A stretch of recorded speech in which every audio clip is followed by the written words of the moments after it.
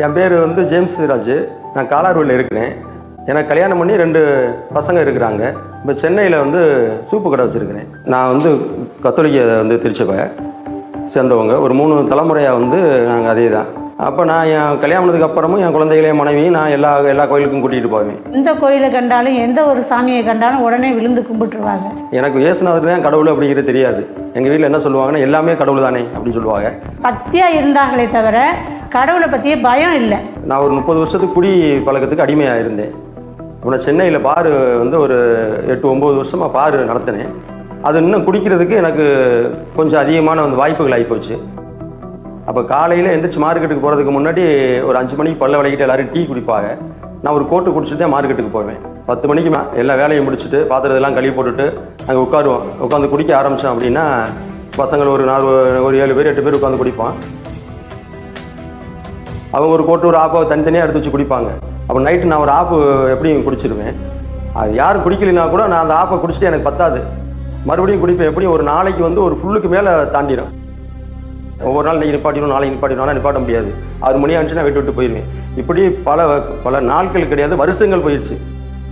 Tea குடிக்கலாம் ஒரு மாதிரியா இருக்கும்ல, அதே மாதிரி அந்த சரக்கு குடிச்சாதான், இல்லைன்னா ஏதோ பண்ணுறது மாதிரி இருக்கும். ஒரு மாதிரி பைத்தியம் முடிக்கிற மாதிரி, ஒரு மண்டை சேஞ்சானது மாதிரி.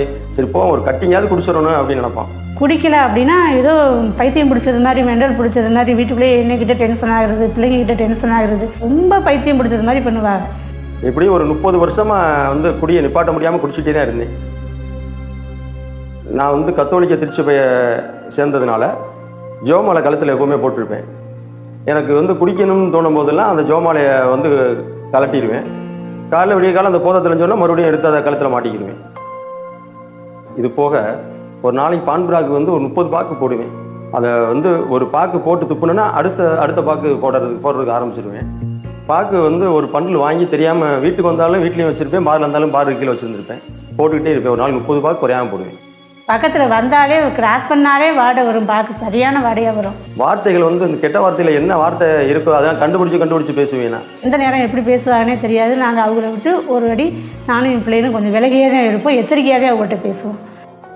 இப்படி இருக்கும்போது நான் வந்து அதிகமாக வந்து குடித்து கோவப்படும் போது வீட்டில் ஜெபிக்கலாம் வாங்க நிகழ்ச்சி எல்லோரும் வந்து பார்ப்பாங்க. நம்ம வந்து மோகன் அண்ணனுடைய வந்து பிரேயரு அப்போ ரொம்ப நல்லா இருக்கும். நிறையா பேருக்கு விடுதலை கிடைக்குது, நீங்களும் உட்காருங்க ஜெபிங்க, நாங்களாம் உட்காரோம், நீங்கள் உட்காந்தண்ணே அப்படின்னு வீட்டில் சொல்லுவாங்க. நான் அதை வந்து உடனே உட்காரல, சரி பார்ப்போம் அப்படின்ட்டு வருவேன், அப்புறம் போயிடுவேன். சரி அப்போ நான் ஒரு நாள் யதார்த்தமாக உட்காந்தேன்.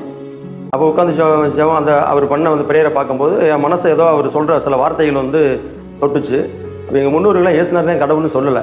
அப்போ அண்ணன் என்ன சொன்னாங்க அப்படின்னா, இயேசுநாதர் தான் நமக்காக ரத்தம் சிந்தி, அவர் நமக்காக நம்மளுடைய பாவங்களை சுமந்தவர் அவர் தான் சொல்லி நிறைய கருத்துக்களை சொல்லும்போது, அப்போ நான் அவரை வந்து சரி இயேசுநாதர் தான் கடவுள்னு சொல்லி நான் முழுமையாக வந்து ஏற்றுக்கிட்டேன்.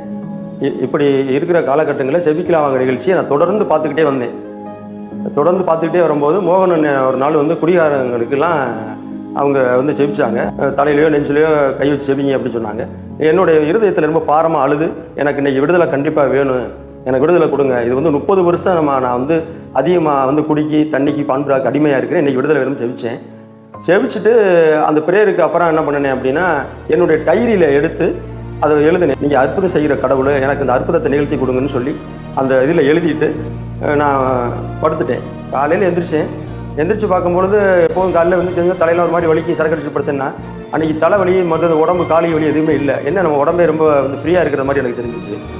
சரி நமக்கு ஏசப்பா வந்து விடுதலை வந்து கொடுத்துட்டாரு போல் அப்படி இருசுமா யதார்த்தமாக வண்டி எடுத்துகிட்டு போனேன். போயிட்டு எப்போதும் சரக்கு அடிக்கிறேன், அன்றைக்கி மட்டும் டீயை மட்டும் குடிச்சிட்டு வீட்டுக்கு வந்துட்டேன். அப்படியே ஒரு நாள் பார்த்தேன், 2 நாள் பார்த்தேன், அந்த குடிக்கிற தோணலை. அந்த வீட்டில் இருந்து பார்க்கலாம் தூக்கி வெளியில் சும்மா ஒரு காடு குழக்காமல் இருந்துச்சு, அதில் வந்து தூக்கி போட்டு போயிட்டேன். அதுக்கப்புறம் இப்போ நான் குடியை விட்டு 3 வருஷம் ஆச்சு. இந்த 3 வருஷத்தில் அந்த குடிக்கணுங்கிற எண்ணமே எனக்கு வரலை. சென்னையில் பார் நடத்தினதையும் நான் அதுக்கு முன்னாடியே அந்த பாரை தப்புன்னு தெரிஞ்சு அதுபடி நான் பார் நடத்தலை, அந்த பாரையை விட்டுட்டே இப்போ சென்னையில் கடை தான் வச்சுருக்கேன், சூப்பு கடை. இப்போ நான் காலையில் எந்திரிச்ச உடனே குறைஞ்சது 2 மணி நேரம் ஜோம் பண்ணுவேன். முன்னாடிக்கு இப்போ ரொம்ப வித்தியாசமாக இருக்காங்க. எப்போவுமே பைபிளை கைமா தான் இருக்காங்க. நாங்களே ப்ரேயர் பண்ணலைன்னா கூட பைபிள் எடுக்கலையா, ப்ரேயர் பண்ணலையா, வாங்க ப்ரேயர் பண்ண உட்காருவோம், வாங்க ப்ரேயர் பண்ணுவோம் அப்படின்னு அவங்க எங்களை கூப்பிட்ற அளவுக்கு வந்திருக்காங்க.